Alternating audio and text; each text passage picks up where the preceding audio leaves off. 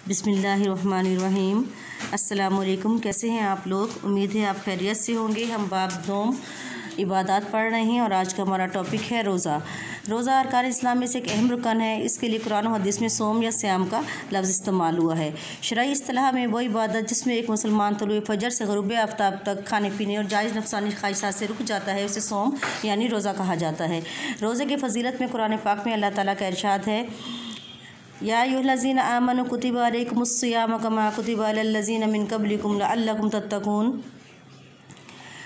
और कुरान पाक की फ़जीलत में नबी पाक सल्लल्लाहु अलैहि वसल्लम का फरमान है, जब रमज़ान दाखिल होता है तो जन्नत के दरवाज़े खोल दिए जाते हैं और जहन्नम के दरवाज़े बंद कर दिए जाते हैं, शयातीन को जकड़ दिया जाता है।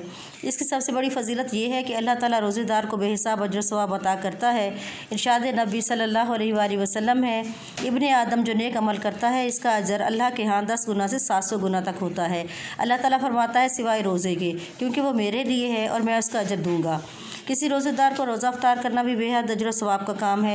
हज़रत सल्लल्लाहु अलैहि वसल्लम ने फरमाया, जो शख्स माह रमज़ान में किसी रोज़ादार को रोज़ा अफ्तार कराएगा उसके लिए गुनाहों की माफ़ी है। फिर है बख्शिश का ज़रिया। रोज़ा इंसान के साबका गुनाहों की माफ़ी और बख्शिश का ज़रिया है। रसूल अकरम सल्लल्लाहु अलैहि वसल्लम का फरमान है, जिसने रमज़ान मुबारक के रोज़े और रातों का क़याम ईमान और एहतिसाब की नीयत से किया तो उसके तमाम साबका गुनाह माफ़ कर दिए जाएंगे। रोज़ेदार के लिए 2 खुशियाँ। आप सल्लल्लाहु अलैहि वसल्लम का फरमान है, लिस्साइम फ़रहतन इंदा इफ्तारिही व फ़रहतन इंदा लिक़ा रब्बिही। रोज़ेदार के लिए 2 खुशियाँ हैं, खुशी इफ्तार के वक्त और दूसरी खुशी अपने रब से मुलाकात के वक्त। एक दूसरी जगह आप सल्लल्लाहु अलैहि वसल्लम ने फरमाया, रोज़ेदार के मुँह की बू अल्लाह ताला के नज़दीक मुश्क की खुशबू से ज़्यादा पसंदीदा है। बच्चों, ये था आज का हमारा टॉपिक। ये आपने पढ़ना है। सफ़र नंबर 10 और सफ़र नंबर 11 पर कुछ पेज हिस्सा है।